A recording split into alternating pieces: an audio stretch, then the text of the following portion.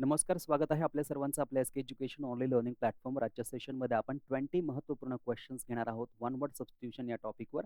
आगामी काळात ज्या हायकोर्टच्या परीक्षा होणार आहेत, त्यासाठी अशाच प्रकारचे प्रश्न आपल्याला विचारले जाऊ शकतात. त्यामुळे या प्रकारच्या प्रश्नांची प्रॅक्टिस होणं, सराव होणं आपल्यासाठी फार महत्त्वाचं आहे. त्यासाठी आपण हा व्हिडिओ तयार करत आहोत. हा व्हिडिओ जर तुम्हाला आवडला तर नक्कीच लाईक करा. आपल्या इतर मित्रांपर्यंत सुद्धा शेअर करा आणि आपल्या चॅनलचे व्हिडिओ जर तुम्हाला आवडत असतील तर नक्कीच आपल्या चॅनलला सबस्क्राईब सुद्धा करा. आपल्याला दररोज 30 ते 35 मिनिटं इंग्रजी विषयासाठी द्यायची आहे. त्यासाठी दररोज एक अशा प्रकारचा व्हिडिओ तुमच्यासाठी अपलोड केला जाईल, ज्यामध्ये 20 टू 25 क्वेश्चन्स आपण कव्हर करणार. त्यामधनं आपले 20 ते 25 प्रश्नांची प्रॅक्टिस होईल आणि त्यासोबतच आपल्याला 5 ते 10 मिनिटं आपल्या टेलिग्राम चॅनलला सुद्धा द्यायचं आहे. आपल्या टेलिग्राम चॅनलचं नाव आहे इंग्लिश विथ सचिन कुमार. हे तुम्हाला जॉइन करायचं आहे. यामध्ये देखील तुम्हाला 10 क्वेश्चन्स दिले जातात सकाळी आणि 10 क्वेश्चन्स दिले जातात संध्याकाळी किंवा रात्री. सो हे 10-10 क्वेश्चनचं क्विझेस म्हणून तुम्हाला दिले जातात. अशा प्रकारचे 20 प्रश्नांची प्रॅक्टिस तुमची टेलिग्राम चॅनल थ्रू होईल. आणि अशा प्रकारच्या 20 प्रश्नांची प्रॅक्टिस तुमची आपल्या दररोज जो आपण व्हिडिओ अपलोड करणार आहोत त्याच्या थ्रू. असे 40 प्रश्नांची प्रॅक्टिस तुमची दररोज होणार आहे. तर त्यासाठी तुम्हाला हे फ्री ऑफ कॉस्ट जे आहे ते जॉइन करायचं आहे. चला सुरुवात करूया आजच्या आपल्या पहिल्या प्रश्नाला. त्यातपूर्वी आपण आपल्या होळी पौर्णिमेनिमित्त आपल्या कोर्स आणि धुलिवंदन निमित्त आपल्या कोर्सेसवर आपण डिस्काउंट देत आहोत. आपला इंग्रजीचा जो कोर्स आहे तो ₹499 उपलब्ध असेल आता सर्वांसाठी. 1 वर्षाची व्हॅलिडिटी असेल आणि हा इंग्रजीचा जो कोर्स आहे हा TCS, IBPS आणि MPSC तीनही पॅटर्ननुसार आपण कव्हर करणार आहोत. चला सुरुवात करूया आजच्या आपल्या पहिल्या प्रश्नाला. या सर्व लिंक्स डिस्क्रिप्शन बॉक्समध्ये दिलेला आहे. You can check the description box. A person with a long experience of any occupation. एक असा पर्सन, एक असा व्यक्ती. A person with a long experience. एक असा व्यक्ती की ज्याला खूप अनुभव आहे, लाँग एक्सपिरियन्स आहे. ऑफ एनी कुठल्याही ऑक्युपेशनचा, कुठल्याही व्यवसायाचा. अशा व्यक्तीला आपण काय म्हणतो? पहिलं ऑप्शन त्यांनी दिलेलं आहे वेटरन. वेटरन या शब्दाचा अर्थ होतो अनुभवी. वेटरन या शब्दाचा अर्थ काय होतो मित्रांनो? अनुभवी, ज्याला आपण एक्सपिरियन्स्ड असं म्हणत असतो. त्यानंतर पुढचा शब्द आहे जीनियस. जीनियस या शब्दाचा अर्थ काय होतो? जो व्यक्ती बुद्धिमान आहे त्याला आपण जीनियस किंवा इंटेलिजंट किंवा ब्रिलियंट असं म्हणत असतो. त्यानंतर सीझन. सीझन या शब्दाचाही अर्थ काय होतो मित्रांनो? अनुभवी. आपण जेव्हा सिनॉनिम्स अभ्यासत होतो आपल्या कोर्समध्ये तेव्हा तुम्हाला एक्सपिरियन्ससाठी मी हे 2 शब्द दिली होती. आणखी एक शब्द दिला होता स्किल्ड. त्यानंतर आहे ॲम्बिडेक्स्ट्रस. ॲम्बी म्हणजे काय? 2 आणि डेक्स्ट्रस म्हणजे काय? स्किल. मागच्या भागामध्ये आपण पाहिलेलं आहे की ज्या व्यक्तीला दोन्ही हातांनी इक्वली काम करता येतं त्याला आपण काय म्हणतो? ॲम्बिडेक्स्ट्रस असं म्हणत असतो. ऑप्शन 4 तर आपलं उत्तर होणार नाही. अनुभवी आपल्याला ऑप्शन 1 आणि ऑप्शन 3 मध्ये दिसते. बुद्धिमान देखील आपलं उत्तर या ठिकाणी होणार नाही. आता बघा यामध्ये फरक काय आहे? हा जो व्हेटरन आहे तो पण अनुभवी, सीझन आहे तो पण अनुभवी. परंतु या ठिकाणी त्यांनी काय विचारलेलं आहे? कुठल्याही व्यवसायाचा लाँग एक्सपिरियन्स ज्या व्यक्तीला आहे त्याला काय म्हटलं जातं? हा जो व्हेटरन आहे तोही अनुभवी आहे. परंतु हा अनुभवी कशाबद्दल असणार आहे? ऑक्युपेशन बद्दल असणार आहे. हा अनुभव कशाबद्दल असणार आहे मित्रांनो बघा? ऑक्युपेशन बद्दल असणार आहे या पद्धतीने. आणि हा जो अनुभवी व्यक्ती आहे, हा अनुभवी कशाचा असणार आहे? कुठल्या प्रकारची ॲक्टिव्हिटी जी असणार आहे, कुठल्याही प्रकारची ॲक्टिव्हिटी जी असणार आहे किंवा कोणत्याही प्रकारचा परफॉर्मन्स जो असणार आहे, त्या परफॉर्मन्सचा जर त्या व्यक्तीला अनुभव आहे, तर त्याला सीझन्ड असं म्हटलं जातं. फॉर एक्झाम्पल एखादा व्यक्ती एखादं काम, एखादा व्यवसाय फार वर्षांपासून करतोय, तर तो ॲज अ व्यवसाय, as a occupation, as a profession म्हणून त्याला जर अनुभव असेल, तर त्याला आपण काय म्हणणार? त्याला आपण म्हणणार व्हेटरन. परंतु एखाद्या व्यक्तीला एखाद्या ॲक्टिव्हिटीचा अनुभव असेल, एखादा परफॉर्मन्स करण्याचा अनुभव असेल, तर त्या व्यक्तीला काय म्हटलं जातं? सीझन म्हटलं जातं. आणि म्हणून इथे आपलं उत्तर 3 होणार नाही, तर इथे आपलं उत्तर काय होईल? Option 1 veteran is the correct option. Okay. चला पुढे बघा. Words written on a tome. एक शब्द आहे किंवा एकापेक्षा जास्त शब्द आहे. वर्ड्स शब्द. रिटन म्हणजे लिहिलेले. ऑन ए म्हणजे च्यावर आणि टोम म्हणजे समाधी किंवा कबर ज्याला आपण म्हणतो. समाधी किंवा कबर जे असेल त्यावर जे काही शब्द लिहिलेले असतील त्या शब्दांना आपण जनरली काय म्हणतो? पहिलं ऑप्शन बघा. पहिलं ऑप्शन आहे एपिथेट. एपिथेट म्हणजे काय? उद्धार करणे किंवा त्याला आपण इन्सल्टिंग इन्सल्टिंग किंवा डेरोगेटरी रिमार्क जो केला जातो त्याला आपण एपिथेट असं म्हणतो. सो हे आपलं उत्तर या ठिकाणी होणार नाही. एपिग्राफ म्हणजे काय? दगडावर जे काही कोरलेलं असतं त्याला आपण एपिग्राफ म्हणतो. दगड आहे, दगडावर काहीतरी कोरलेलं आहे त्याला आपण एपिग्राफ म्हणणार. सो ऑप्शन 2 आपलं उत्तर या ठिकाणी होणार नाही. त्यानंतर आहे सॉलॉयल्की. सो याचा अर्थ होतो मोनोलॉग म्हणजे स्वतःशीच बडबड करणं किंवा एकच व्यक्ती जर बोलत असेल तर त्याला आपण काय म्हणतो? सोलायलोकी. सो ऑप्शन 3 आपलं उत्तर होणार नाही. एपिटाफ म्हणजे काय? की एक्झॅक्टली एखाद्या व्यक्तीची कब्र असेल, समाधी असेल आणि त्यावर काही लिहिलेलं असेल तर त्याला आपण काय म्हणतो? एपिटाफ म्हणतो. म्हणून ऑप्शन 4 आपलं करेक्ट उत्तर या ठिकाणी होईल मित्रांनो. हे सगळ्यांनी लक्षात ठेवायचं आहे. ते कन्फ्यूज व्हायचं नाहीये. एपिग्राफ म्हणजे काय? दगडावर काहीतरी कोरून लिहिलेलं असेल तर. परंतु दगडावर काहीतरी कोरून लिहिलेलं आहे याचा अर्थ ती कोणाची समाधी किंवा कबर आहे असं नाही. परंतु एपिटाफ म्हणजे काय एखाद्या व्यक्तीची समाधी किंवा कबर असेल त्याच्यावर जे काही लिहिलेलं असेल, जे काही टायटल असतील त्याला आपण एपिटाफ असं म्हणत असतो. पुढे बघा स्टिल्थीली डन. स्टील म्हणजे सगळ्यांना माहिती आहे. स्टील म्हणजे चोरी करणे. स्टील म्हणजे काय चोरी करणे आणि स्टिल्थीली हा एक ॲडव्हर्ब आहे म्हणजे हे चोरीने आणि डन म्हणजे काय पूर्ण करणे. सो जे काही चोरीने पूर्ण केले असेल ते. चोरीने पूर्ण करणे म्हणजे एखाद्या व्यक्ती काहीतरी चोरून लपून करत असेल, काहीतरी सिक्रेटली करत असेल तर त्याला काय म्हटलं जातं? सो बघा या ठिकाणी पहिला शब्द दिलेला आहे डेव्हियस. डेव्हियस या शब्दाचा अर्थ होतो दुष्ट किंवा कपटी. दुष्ट किंवा कपटी जो व्यक्ती असेल त्याला आपण काय म्हणतो? त्याला आपण या ठिकाणी म्हणत असतो डेव्हियस. त्यानंतर आहे नेफेरियस. नेफेरियस म्हणजे कोण? जो गुन्हेगार असेल, जो क्रिमिनल असेल तो. सो ऑप्शन 2 आपलं उत्तर होईल का? 1 पण नाही होणार, 2 पण नाही होणार. सरेप्टिशियस हा अनेक वेळेस आपण घेतलेला शब्द आहे. सरेप्टिशियस म्हणजे काय? काहीतरी गुप्तपणे करणे, काहीतरी चलाखीने करणे, काहीतरी एखादी गोष्ट चोरीने करणे आणि म्हणून ऑप्शन 3 आपलं करेक्ट उत्तर होईल. व्हिलेनियस म्हणजे काय? जो खलनायकी भूमिकेमध्ये असेल, खलनायकाप्रमाणे जो असेल त्याला व्हिलेनस असं म्हणत असतं आणि म्हणून ऑप्शन 3 जे आहे ते आपलं करेक्ट उत्तर या ठिकाणी होईल मित्रांनो. ऑलराइट. चला पुढे बघा. Something no longer in use. असं काही की जे आता यूज केलं जात नाही, ज्याचा वापर आता केला जात नाही, ज्याला टाकून दिलेलं आहे, जे जीर्ण झालेलं आहे किंवा ऑब्व्हियसली ज्याला आपण जुनं किंवा ओल्ड असं म्हणू शकतो. मग बघा या ठिकाणी डेसोलेट आहे. डेसोलेट म्हणजे काय? जे काही ओसाड पडलेलं असेल त्याला आपण म्हणतो. जे काही ओसाड पडलेलं असेल, एम्प्टी किंवा व्हॅकंट असेल ते म्हणून हे आपलं उत्तर होणार नाही. ॲब्सोल्यूट म्हणजे काय? ॲब्सोल्यूट म्हणजे पूर्ण किंवा संपूर्ण किंवा कंप्लीटली म्हणून हे पण आपलं उत्तर होणार नाही. ऑब्सोलेट म्हणजे काय? ज्याला आपण जीर्ण म्हणतो किंवा ज्याला आपण जुने म्हणतो. ऑब्सोलेट म्हणजे काय? जे जीर्ण असेल, जे जुने असेल, जे ओल्ड असेल आणि म्हणून ऑप्शन 3 आपलं करेक्ट उत्तर होईल. प्रिमिटिव्ह सगळ्यांना माहिती असेल. प्रिमिटिव्ह म्हणजे काय? जे प्राचीन आहे, जे आदिम आहे ते आणि म्हणून ऑप्शन 4 आपलं उत्तर होणार नाही. ऑप्शन 3 ऑब्सोलेट आपलं करेक्ट आन्सर होईल. हा टी-सी-एसचा सर्वाधिक आवडता शब्द आहे. त्यामुळे हा सर्वांनी लक्षात ठेवायचा आहे जुन्यासाठी, जीर्ण झालेल्यासाठी. पुढे बघा one not concern with right or wrong. एक असा व्यक्ती की ज्याला राइट किंवा रॉंग काय आहे याच्याशी काही संबंध नाही, याची चिंता नाहीये. म्हणजे एखादा व्यक्ती जो असतो त्याला राइट आणि रॉंगची चिंता असते. त्याला आपण मॉरल म्हणतो. त्याला आपण नैतिक म्हणतो, की एखादा व्यक्ती चांगलं आणि वाईट याच्यातील फरक करतो आणि जे चांगलं आहे तेच एक्सेप्ट करतो किंवा जे चांगलं आहे तेच करतो. त्याला आपण काय म्हणतो, की त्या व्यक्तीमध्ये काय आहे? मॉरॅलिटी आहे. सो या ठिकाणी वन नॉट कन्सर्न्ड आहे. कन्सर्न म्हणजे चिंतित, घेणं-देणं नाहीये. बघा नॉट म्हटलेलं आहे. Not concern. मग त्याला कसलीही चिंता नाहीये. With right or wrong. काय राइट आहे आणि काय रॉंग आहे याच्याशी त्याचं काही देणं-घेणं नाही. याचा काही संबंध नाही. याची काही त्याला चिंता नाहीये. सो मॉरल व्यक्तीला अशा प्रकारची चिंता नसते आणि म्हणून मॉरल व्यक्ती असं म्हणतात. त्याला चिंता असते. तो कन्सर्न असतो राइट अँड रॉंग बद्दल. म्हणूनच त्याला मॉरल म्हटलं जातं. ओके. परंतु या ठिकाणी मॉरल म्हणता येणार नाही कारण नॉट म्हटलेलं आहे. एमॉरल. आता मॉरलला आपण ए जोडला म्हणजे हा निगेटिव्ह झाला म्हणजे ऑप्शन 2 आपलं करेक्ट उत्तर या ठिकाणी होईल. इमॉरल कोणाला म्हटलं जातं, की अनेक लोक जेव्हा ठरवतात, की हे इमॉरल आहे. बघा, हा व्यक्ती आहे. यांच्यात तिघांमध्ये एक सूक्ष्म फरक आहे. हा जो व्यक्ती आहे, हा कन्सर्न आहे. हा जो व्यक्ती आहे, हा कन्सर्न आहे. कसा आहे? कन्सर्न आहे. कशाबद्दल? राइट अँड रॉंग बद्दल. राइट ऑर रॉंग बद्दल हा व्यक्ती कसा आहे? कन्सर्न्ड आहे. म्हणजे त्याच्या आतमधून या सगळ्या भावना येतात, की आपण राइट आणि रॉंग काय आहे ते ओळखलं पाहिजे आणि त्यानुसार सगळं राइट केलं पाहिजे.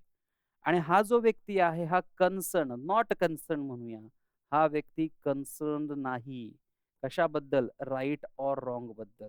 राइट ऑर रॉंग बद्दल. याला चिंता नाहीये. काय राइट, काय रॉंग सगळंच करायचं. म्हणून हा व्यक्ती कसा म्हणला जाईल? हा व्यक्ती म्हटला जाईल मॉरल आणि हा एमॉरल किंवा याला अमॉरल तुम्ही म्हणू शकतात. कारण ए जोडल्यामुळे हा काय होईल? निगेटिव्ह होईल. एक्झॅक्टली अपोझिट होईल मॉरलच्या. आणि इमॉरल काय आहे? की हे अनेक व्यक्ती आहेत. हे अनेक व्यक्ती ठरवत आहेत, की हा जो पर्सन आहे, हा इमॉरल आहे. हा जो पर्सन आहे हा इमॉरल आहे हे ठरवतायत. हा स्वतःहून नाही ठरवत आहे, की राइट आणि रॉंग काय आहे. यांच्या मनामध्ये यांचं इंट्युइशन येत आहे. यांच्या भावनेनुसार, यांच्या ओपिनियननुसार धिस पर्सन इज इमॉरल. परंतु इथे हा व्यक्ती स्वतःहून म्हणतोय, की मी राइट आणि रॉंग बद्दल चिंतित आहे म्हणून हा मॉरल.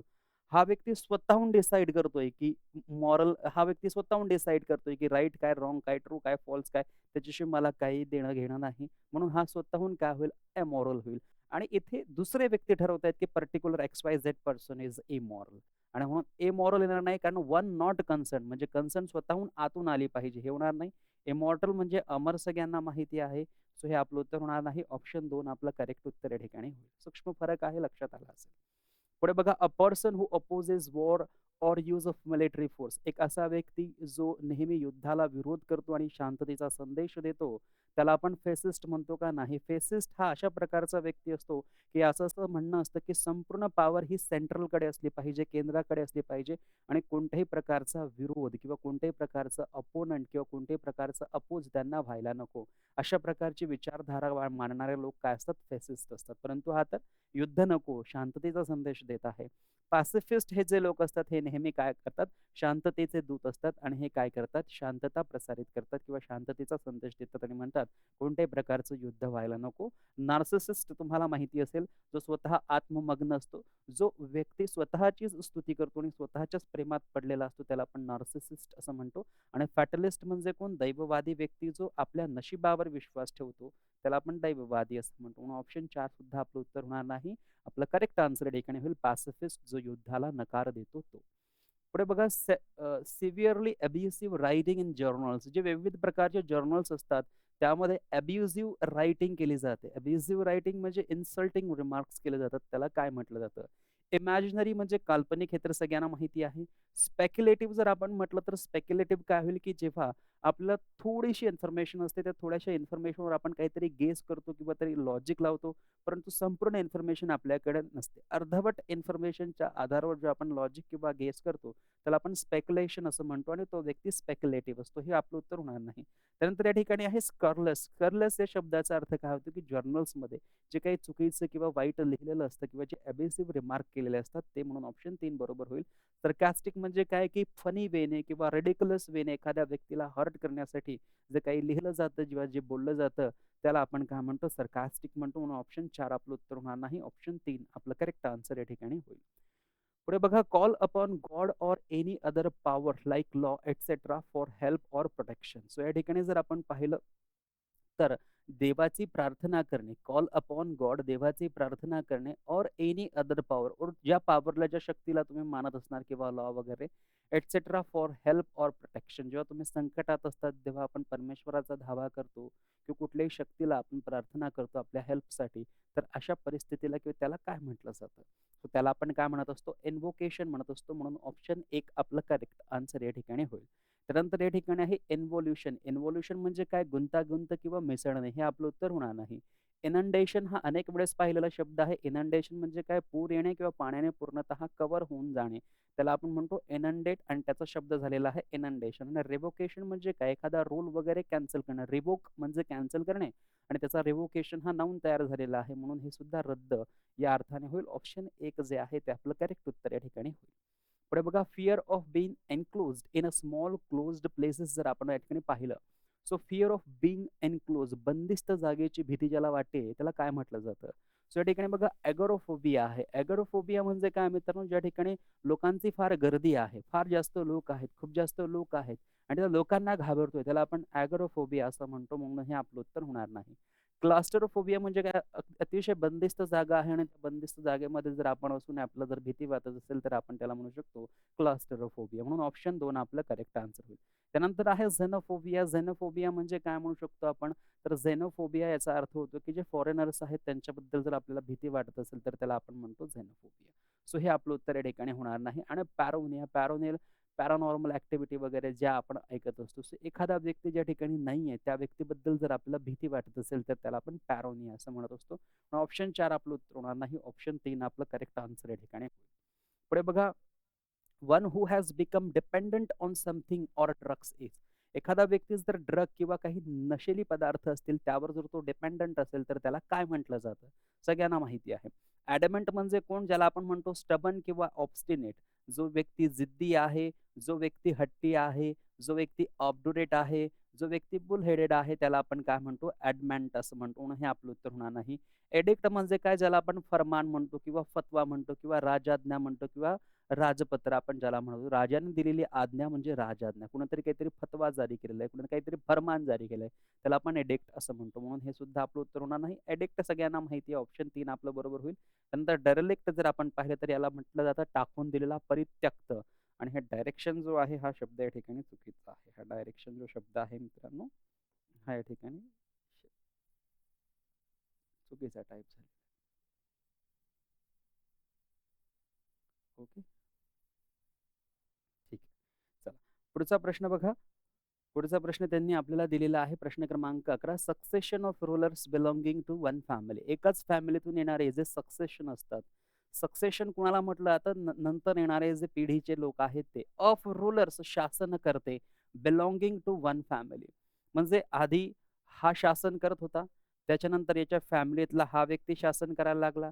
त्याच्यानंतर पुढची फॅमिली, त्याच्यानंतर पुढचा व्यक्ती, पुढचा व्यक्ती, असं जी शासनकर्त्यांची जी पूर्णतः सक्सेशन आहे, पूर्णतः जो क्रम आहे, अशा प्रकारच्या फॅमिलीजला किंवा अशा प्रकारच्या वंशावळीला काय म्हटलं जातं? तर त्यांना डायनेस्टी असं म्हटलं जातं. म्हणून ऑप्शन 1 आपलं करेक्ट आन्सर होईल. लिनिएज कोणाला म्हटलं जातं? लिनिएज म्हणजे वंश परंपरा किंवा वंशावळी ज्याला आपण म्हणत असतो, की या ठिकाणी राजांचा काही संबंध नाही. बघा इथे रूलर्स दिलेला आहे. रूलर्स म्हणजे कोण? शासनकर्ते, राज्यकर्ते जे राज्य करत आहेत ते. आणि म्हणून त्यांच्यासाठी आपण डायनेस्टी हा शब्द वापरतो. लिनिएज हा कॉमन कुठल्याही व्यक्तीसाठी यूज केला जातो. आपले आजोबा, आजोबानंतर आपले पणजोबा, त्याच्यानंतर त्यांची पिढी, त्याच्यानंतर त्याच्या आधीची पिढी, त्याच्यानंतर त्याच्या आधीची पिढी, असा जो लिनिएज सुरू आहे, अशी जी वंश परंपरा असा जो पूर्ण फॅमिलीचा जो क्रम आहे, सिक्वेन्स आहे, त्याला आपण लिनिएज म्हणतो. म्हणून हे आपलं उत्तर होणार नाही, कारण इथे रूलर्स दिलेलं आहे. त्यानंतर अँसेस्ट्री म्हणजे काय? वंश. एखादा वंश जो असेल त्या वंशातनं आपण येत असू, तर त्याला आपण अँसेस्ट्री असं म्हणत असतो. सो ऑप्शन 3 पण आपलं उत्तर होणार नाही. प्रजनी म्हणजे काय? येणारी संतती जी आहे. जे मागचं झालं हे सगळं डायनॅस्टी, लिनिएज आणि अँसेस्ट्री हे सगळं मागचं येईल. तर पुढची जी जनरेशन येईल त्यांना जनरली आपण काय म्हणणार? प्रोजेनी असं म्हणणार. म्हणून ऑप्शन 4 देखील आपलं उत्तर होणार नाही. पुढे बघा, to cut something into 2 pieces. 2 तुकडे करणे किंवा कट करणे त्यासाठी आपण कोणता शब्द वापरतो? सिव्हिअर म्हणजे काय? जे काही बॅड असेल किंवा जे हार्श असेल, कठीण असेल, कठोर असेल त्याला आपण सिव्हिअर म्हणतो. आणि म्हणून हे आपलं उत्तर होणार नाही. हा जो SEVER आहे याचा अर्थ होतो 2 तुकडे करणे, घाव करणे. सो ऑप्शन 2 आपलं करेक्ट उत्तर होईल. त्यानंतर हे सीवर सगळ्यांना माहिती असेल. जे अंडरग्राउंड नाली असते ज्यामधनं वेस्टेज जाते त्याला आपण सेवर असं म्हणतो. सो ऑप्शन 3 आपलं उत्तर होणार नाही. आणि as you so shall you रिप हे तुम्हाला माहिती असेल. सो म्हणजे काय? प्लांट वगैरे पेरणी वगैरे करणे, सीड्स वगैरे प्लांट वगैरे करतो त्यासाठी आपण सो या शब्दाचा वापर करत असतो. पुढे बघा, flat metal or porcelain plate fixed on wall as an ornament or memorial. बघा बऱ्याच जणांचं घर असतं, त्या घरावर काहीतरी पाटी लावलेली असते, त्यावर काहीतरी लिहिलेलं असतं. आत घरामध्ये गेलं, भिंतीवर एखादी पाटी लावलेली असेल, त्यावर काहीतरी लिहिलेलं असेल, त्याला आपण काय म्हणतो? त्याला आपण प्लॅक असं म्हणतो. त्याला काय म्हणतो आपण? प्लॅक म्हणतो. टॅब्लॉइड कोणाला म्हटलं जातं? जे छोटं वृत्तपत्र असेल, न्यूजपेपरचा जो छोटा फॉर्म असेल त्याला टॅब्लॉइड असं म्हटलं जातं. हे आपलं उत्तर होणार नाही. पोस्टर सगळ्यांनी पाहिलेलं असेल. पोस्टर, छोटे छोटे पोस्टर, मोठे मोठे पोस्टर्स असतात. सो हे पण आपलं उत्तर होणार नाही. बोर्ड, बोर्ड पण आपलं उत्तर नाही. बोर्ड म्हणजे काय? फळा, हे सगळ्यांना माहिती आहे. पुढे बघा, ऍक्ट ऑफ डिसिव्हिंग. ऍक्ट म्हणजे कार्य, ऑफ डिसिव्हिंग. डिसिव्हिंग म्हणजे काय? फसवणे. संबडी एखाद्या व्यक्तीला इन ऑर्डर टू मेक मनी, पैसे कमवण्यासाठी किंवा पैसे मिळवण्यासाठी एखाद्या व्यक्तीला फसवणे, त्याला आपण काय म्हणतो? त्याला आपण म्हणतो फ्रॉड. जेव्हा फ्रॉड केला जातो त्यामध्ये ऑब्व्हियसली पैशांचाच फ्रॉड असतो. फ्रॉड दुसरा तिसरा कुठल्याच व्यक्तीचा नसतो. अशी वस्तू की जी पैशात गणली जाऊ शकते त्याचा जनरली काय होतो? फ्रॉड होतो. इन ऑर्डर टू मेक मनी म्हटलेलं आहे. रॉबरी जी केली जाते तीही पैसे मिळवण्यासाठी केली जाते, परंतु रॉबरी म्हणजे काय? दरोडा टाकणे. आणि जनरली या ठिकाणी दरोडा वगैरे म्हटलं जाणार नाही. पिक पॉकेट म्हणजे काय? खिसे कापू म्हटलं. पिक पॉकेट कुणाला म्हटलं जातं? जो खिसे कापू असतो, जो आपला पॉकेट मार ज्याला आपण म्हणत असतो. सो ऑप्शन 3 आपलं उत्तर होणार नाही. थेफ्ट म्हणजे चोरी, हे पण आपलं उत्तर होणार नाही. फ्रॉड म्हणजे काय? या ठिकाणी एखाद्या व्यक्तीला काय करणे? धोका देणे, फसवणे. एखाद्या व्यक्तीला काय करणे? धोका देणे, फसवणे, पैसे कमवण्यासाठी. अ शॉर्ट पोएम, एक छोटीशी पोएम किंवा छोटंसं स्पीच असणार आहे, की जे ॲड्रेस केलेलं आहे टू द स्पेक्टेटर्स, जे पाहणारी लोक आहेत. After the conclusion. कन्क्लुजन म्हणजे काय? एंडिंगला. कन्क्लुजन म्हणजे काय? एंडिंग. एंडिंग म्हणजे काय? शेवटी. सो शेवटी एखादी पोएम किंवा एखादं स्पीच जे दिलं जात असेल, कन्क्लुजन केलं जात असेल, त्याला आपण एपिलॉग म्हणतो. सो एपिलॉग बघा ऑप्शन क्रमांक 3 मध्ये या ठिकाणी दिलेला आहे. म्हणून ऑप्शन 3 आपलं करेक्ट आन्सर होईल. प्रोलॉग हा आधी दिला जाईल. एखादं भाषण सुरू होण्याच्या आधी जे काही 2-3 शब्द बोलले जातात त्याला प्रोलॉग असं म्हटलं जातं. आणि म्हणून हे आपलं उत्तर होणार नाही. डायलॉग म्हणजे डाय म्हणजे 2 आणि लॉग म्हणजे बोलणे. 2 लोकांमध्ये जे संभाषण होत असेल त्याला डायलॉग असं म्हटलं जातं. चित्रपटाचाही डायलॉग असतो. हे आपलं उत्तर होणार नाही. मोनोलॉग म्हणजे काय? एकट्यानेच केलेला एकट्या व्यक्तीशी संवाद, मोनोलॉग. ओके. सो ऑप्शन 4 आपलं उत्तर या ठिकाणी होणार नाही. Question number 16. Capable of being understood in either of 2 or more possible senses and therefore not definite. अस्पष्ट जे असेल, की 2 किंवा 2 पेक्षा जास्त मार्गांनी त्याला समजलं जाऊ शकतं, त्याची व्याख्या केली जाऊ शकते. कालच्या भागामध्येच आपण पाहिलं, ambiguous is that word. So amphibious कोणाला म्हटलं जातं? असे जे उभयचर असतात ते पाण्यात पण राहतात, जमिनीवर पण राहतात. त्यानंतर ॲम्बिग्युअस म्हणजे काय? अस्पष्ट किंवा 2 पेक्षा जास्त मार्गांनी त्यांचे अर्थ लावले जाऊ शकतात. त्यांना इंटरप्रेट केलं जाऊ शकतं. ॲमॉर्फस म्हणजे काय? की जे आकारहीन असेल, आकारविहीन असेल, की ज्याला कोणत्याही प्रकारचा आकार नसेल आणि कन्फ्युजिंग सगळ्यांना माहिती आहे, गोंधळात टाकणारे. म्हणून ऑप्शन 2 आपलं करेक्ट उत्तर होईल. A person who is unable to pay his debt असा व्यक्ती की जो आपलं कर्ज पे करू शकत नाही, कर्जाची परतफेड करू शकत नाही. त्याला आपण इन्सॉल्व्हंट असं म्हणतो. सॉल्व्हंट हा व्यक्ती आपलं कर्ज फेडू शकतो म्हणून हे आपलं उत्तर होणार नाही. बँकर जो व्यक्ती बँकेमध्ये जॉब करतो किंवा बँकेची कामं करतो त्याला बँकर असं म्हटलं जातं. इन्सॉल्व्हंट जो आपलं घेतलेलं लोन फेडू शकत नाही, कर्ज परतफेड करू शकत नाही तो. म्हणून ऑप्शन 3 आणि लेंडर म्हणजे काय जो पैसे उधार देतो त्याला आपण लेंडर असं म्हणत असतो. म्हणून ऑप्शन 4 आपलं उत्तर होणार नाही. पुढचा प्रश्न बघा anything which is no longer in use असं काही की जे आता यूज केलं जात नाही. आताच आपण पाहिलं ऑब्सोलेट म्हणजे काय की जे आता सध्या यूज केलं जात नाही. जे जीर्ण झालेलं आहे, जे जुनं झालेलं आहे, जे टाईम वॉर्न. ऑब्स्कर म्हणजे काय जे अस्पष्ट असेल. प्रेस्टिन म्हणजे काय जे फ्रेश असेल किंवा शुद्ध असेल. लॅप्स म्हणजे जे काढून टाकलेलं असेल ते म्हणून हे आपलं उत्तर होणार नाही. पुढे बघा a person coming to foreign land to settle there. एखादा व्यक्ती जर फॉरेनवरनं आपल्या देशामध्ये राहायला येत असेल, एखादा व्यक्ती जर फॉरेनवरनं आपल्या देशामध्ये राहायला येत असेल, तर त्यासाठी आय वापरला जातो. I for ice cream emigrant. So emigrant बघा ऑप्शन 1 मध्ये आहे. एमिग्रंट हा आपल्या देशातील व्यक्ती दुसऱ्या देशामध्ये सेटल व्हायला जात असेल, तर तो एमिग्रंट होईल. हा येतोय बघा कमिंग टू. याच्या ऐवजी जर लिव्हिंग असं म्हटलं असतं, person living our land to settle in the foreign country जर म्हटलं असतं, तर आपण काय यूज केलं असतं एमिग्रंट. टुरिस्ट म्हणजे कोण जे फक्त फिरायला येतात. सेटलर म्हणजे कोण जे त्या ठिकाणी सेटल व्हायला जात आहेत. ते कुठेही सेटल होऊ शकतो व्यक्ती. Something capable of being done असं काही की जे केलं जाऊ शकतं. असं काही की जे केलं जाऊ शकतं त्याला काय म्हटलं जातं? प्रोबेबल. प्रोबेबल म्हणजे काय की जे कदाचित केलं जाऊ शकतं. इथे संभावना आहे म्हणून हे घेतलं जाणार नाही. फिजिबल म्हणजे केलं जाऊ शकतं. टेनेबल म्हणजे काय की जे टिकाऊ असेल ते आणि म्हणून ऑप्शन 3 आपलं उत्तर होणार नाही. एक्सप्लिकेबल म्हणजे काय ज्याला स्पष्ट केलं जाऊ शकतं. एक्सप्लिकेबल, एक्सप्लिसिट हा शब्द घेतलेला आहे ना आपण ज्याला डायरेक्ट म्हणतो आपण. एक्सप्लिसिट म्हणजे काय? जे डायरेक्ट असेल ते. एक्सप्लिसिट म्हणजे काय? जे डायरेक्ट असेल ते. म्हणून एक्सप्लिकेबल म्हणजे काय? ज्याला स्पष्ट केलं जाऊ शकतं. हे पण आपलं उत्तर होणार आहे. फिजिबल जे एक्झॅक्टली केलं जाऊ शकतं. आपण म्हणतो ना हे फिजिबल आहे. फिजिबल आहे म्हणजे त्याला आपण फ्लेक्सिबल असं देखील म्हणू शकतो, की येस फिजिबल आहे, हे करण्यासारखं आहे, रिझनेबल आहे, केलं जाऊ शकतं, घेतलं जाऊ शकतं, डन. सो या ठिकाणी बघा something capable of being done म्हणून ऑप्शन 2 जे आहे ते आपलं करेक्ट आन्सर या ठिकाणी होईल आणि अशा प्रकारे 20 क्वेशन्स आपले कंप्लीट झालेले आहेत. 20 क्वेशन्सची चांगली प्रॅक्टिस करा. याच प्रकारचे प्रश्न तुम्हाला परीक्षांमध्ये विचारले जाऊ शकतात. त्यासाठी या सर्व प्रश्नांची प्रॅक्टिस आणि हे सर्व शब्द आपल्याला माहिती असणं अति आवश्यक आहे. सो आजच्या लेक्चरमध्ये, आजच्या सेशनमध्ये आपण इथेच थांबूया. Thank so much. Take care. Bye. आपल्या ऑनलाईन कोर्स आणि टेलिग्राम चॅनलच्या लिंक्स खाली डिस्क्रिप्शन बॉक्समध्ये दिलेल्या आहेत. तिथे जाऊन तुम्ही टेलिग्राम चॅनल जॉइन करू शकतात. आपलं ॲप देखील डाउनलोड करू शकतात आणि ऑफरचा फायदा घेऊ शकतात. आणि आपलं लेक्चर जर तुम्हाला आवडलं असेल तर नक्कीच लाईक करा, सबस्क्राईब करा आणि इतर विद्यार्थी मित्रमैत्रिणींपर्यंत सुद्धा शेअर करा. Thank so much. Take care. Bye. जय हिंद. जय भारत.